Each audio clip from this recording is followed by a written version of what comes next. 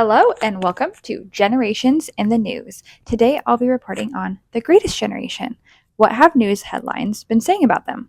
Let's find out. Headlines about the generations can get a bit inflammatory, but this doesn't seem to be the case for the most part with the greatest generation. The closest exception I could find was around the time of the US election, like before and after, there were some political articles. Most of them were people reporting who they thought members of the greatest generation would have liked as president.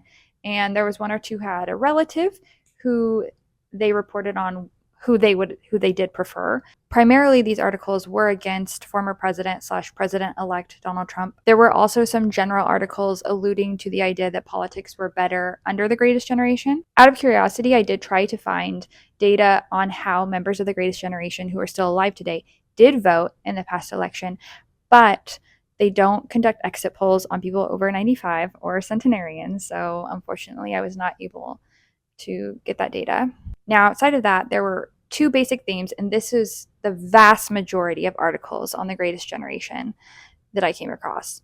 The first is centered around the fact that many members of this generation are already gone and the generation is continuing to disappear, and that we should record their stories, celebrate them, etc. The second theme is basically people doing exactly that. There are articles covering museum exhibits, parades, tribute pieces, etc. And basically these are focused around the greatest generation. So first, let's start with some headlines from that first theme. They include: document the stories of the greatest generation before it's too late, the military times. Remembering the greatest generation's contributions should be a priority, San Antonio Express News. Opinion: World War II greatest generation merits thanks. Here's how to honor their legacy, the Tennessean, and others. But it's a great point. They're the oldest generation alive today. Now, people love and remember the greatest generation for a lot of things, but probably the most significant is their role in World War II. After all, they're also called the World War II generation. This was a big event that changed life around the world for many, and so that is why it is such a dominant thing. That being said, I would like to cover other topics related to them as well in the future. But even then, so much innovation, so much change came out of the war that a lot of it does come back to that in some ways. One article says 2025 may be the last significant anniversary of the end of World War II to honor the veterans and members of the greatest generation who are still alive. The war ended in 1945, so in 2025, that's 80 years since its end. Now, hopefully members of the group will continue on past that, but it will get smaller. In terms of World War II veterans, data.va.gov reported that there were around 100,000 in 2023, and then in 2024, the National World War II Museum stated that there was just over 66,000. So that's a pretty big drop. So moving on to that second theme, which is really interconnected to the first one, which is people taking the time to record stories and memorialize and celebrate the generation.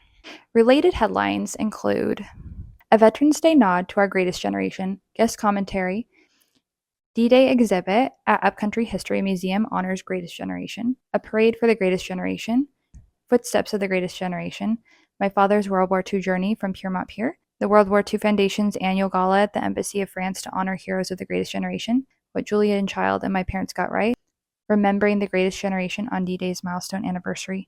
June 6, 2024 was the 80th anniversary of D-Day, so it makes sense that there were some articles on that event. Which, on that note, there were also some articles on Pearl Harbor Day. These differed a little in the sense that they were about the greatest generation themselves getting together to remember this day, but for the most part, these events were put on for them, so I think it still kind of falls into the category. One place this generation got together to remember the event was a Hard Rock casino in Illinois. Veterans were treated to lunch, speeches, and music. A volunteer with a veteran organization there said, "This is the greatest generation the world's ever seen, and these are just absolutely amazing people, and their stories are just incredible." The baby boomer author of another article said he heard a lot about the war growing up because his father was a storyteller, but other children of World War II veterans say their parents rarely mention it. I think there tend to be two stereotypes of what these veterans are like. One is the person who will take any opportunity to tell you about it, and the other is one who you can't mention the war around them. Of course, it's actually been a bit more of a spectrum,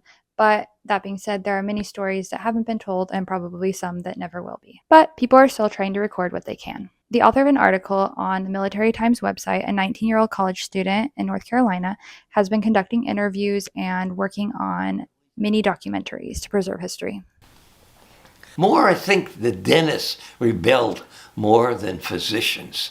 In Princeton University's Alumni Weekly publication, the author of an article from January 2024 recounts how the last student who enrolled in the university class for 1937, a class of 657 students, died last year. This was a class for whom many were suddenly in war after graduating. Going back to how they're being celebrated, of course, we're seeing some parades and different things put on, but there's also another way people are honoring these super senior citizens, and that is free food.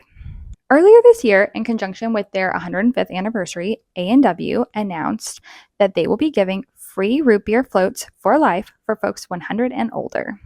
Technically, some members of the Greatest Generation are not quite 100 yet, but otherwise it includes the rest of the generation. The company was founded in 1919, giving it a history with the generation.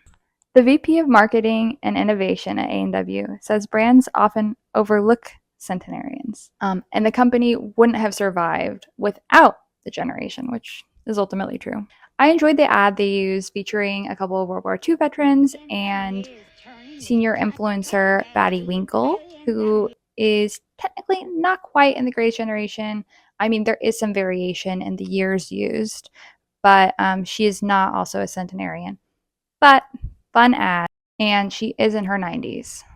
If you happen to know other places offering free food to people over 100, feel free to add that in the comments. I looked, I couldn't find something, but I bet there's other stuff out there. All in all, these are the topics which feel very connected, which dominated the news about this generation. It's also probably what we'll continue to see moving forward, but I will keep an eye out. So I hope you enjoyed. If you would like to see more generations in the news, let me know. And if you're 100 or over, grab that free float. Tough luck, Zoomers. This one is for the greatest generation. And I will see you next time. And comment if you're over 100. I would like to know if there's anyone that age watching.